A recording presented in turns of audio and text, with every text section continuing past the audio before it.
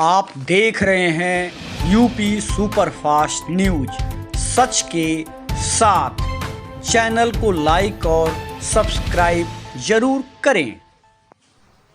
राजधानी लखनऊ के गोमती नगर स्थित CMS के कैंपस में राष्ट्रीय मानवाधिकार सुरक्षा परिषद का तीसरा स्थापना दिवस संपन्न हुआ, जिसमें रेड क्रॉस सोसाइटी की निदेशक डॉक्टर हिमा बिंदु नायक बतौर मुख्य अतिथि उपस्थित रहीं।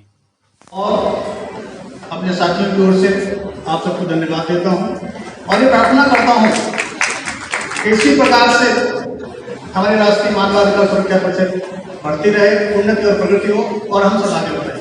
मैं दो शब्द कहकर अपनी बात समाप्त करूंगा।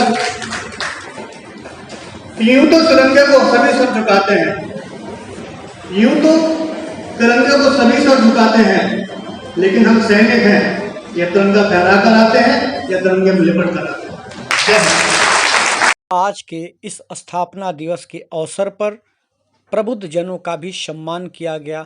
साथ ही साथ संस्था में बेहतर काम करके लोगों को न्याय दिलाने में सहयोग करने वाले लोगों को भी सम्मानित किया गया।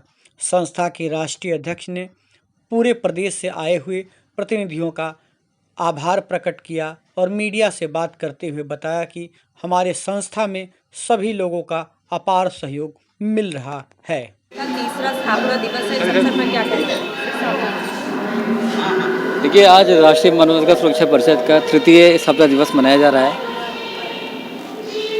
2019 में इसकी स्थापना करी गई थी। संस्था का जो उद्देश्य रखा गया वो संवैधानिक अधिकारों के बारे में जागरूक करना और संवैधानिक अधिकारों को दिलवाने में निःशुल्क कानूनी सहायता उपलब्ध कराना, ये हमारा मूल उद्देश्य रहा है। ये जो राष्ट्रीय मानवाधिकार सुरक्षा परिषद कब से इसको शुरू किया गया था? 2019 में शुरू किया गया इसको जी। और जैसे मैंने बताया कि हमारा जो मूल उद्देश्य था, दूसरा हमारा ये उद्देश्य है कि हम लोग अपराध मुक्त और भ्रष्टाचार मुक्त भारत का हम लोग सपना देख रहे हैं। देखिए, जब तक आम आदमी की सहभागिता नहीं बढ़ेगी तब तक इस भारतवर्ष में या संसार में कहीं पर भी अपराध या भ्रष्टाचार समाप्त नहीं हो सकता है। जिन भी देशों में अपराध या भ्रष्टाचार कम है, वहाँ की जनता जागरूक है। हम लोग जागरूक नहीं हैं, हम अज्ञान हैं, हमें अपने अधिकारों के बारे में नहीं पता है, हमको अपने देश के संविधान के बारे में नहीं पता है, हमको कानून के बारे में नहीं पता होता है। हमारी अज्ञानता हमारे शोषण का कारण बनती है और शोषण अपराध की जननी है। जब तक शोषण होता रहेगा तब तक अपराध पनपता रहेगा।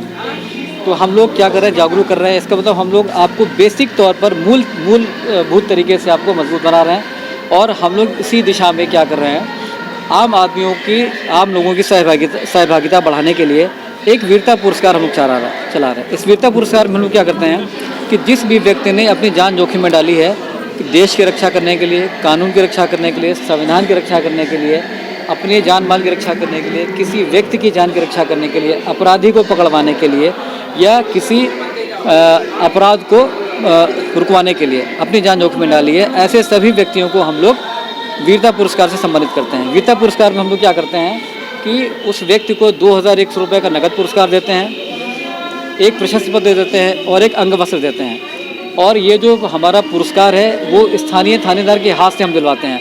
अच्छा, कितने लोग हैं ऐसे पीड़ित जिनको आप लोगों ने अपने सुरक्षा परिषद के माध्यम से न्याय दिला पाए, या इस तरह से लोग आपके संपर्क में आते होंगे? क्योंकि आप हमेशा, आपका ये जगह जगह पे लिखा हुआ है कि जो कोई न सुने हमसे हम जब कोई न सुने तो हमें छोड़े। तो क्या कुछ लोग आपके संपर्क में आए इसका आपके माध्यम से न्याय? देखिए, मैं एक बात कहना चाहूँगा कि प्रतिदिन 2-3 लोग आते हैं अपनी समस्या लेकर के, और आपको मैं बताऊँ कि हम लोग किसी प्रकार का कोई शुल्क नहीं लेते हैं। जो भी व्यक्ति हमारे पास में अपनी समस्या लेकर के आता है, पहली बात तो समस्या आपकी संवैधानिक होनी चाहिए, ठीक है। आप कोई अपराध करके आएंगे, हमारे पास मदद मांगने आएंगे तो हम आपकी मदद नहीं करेंगे, ठीक है। अगर हम लोग आपका प्रार्थना पत्र आपकी समस्या देख के जान लेते हैं कि आप दोषी हैं कि नहीं हैं। अगर हमें ज़रा भी लगता है कि आप कहीं ना कहीं अपराध में लिप्त हैं तो हम आपकी मदद नहीं करेंगे, क्योंकि हम गैर कानूनी कोई काम नहीं करते, गैर संवैधानिक कोई काम नहीं करते।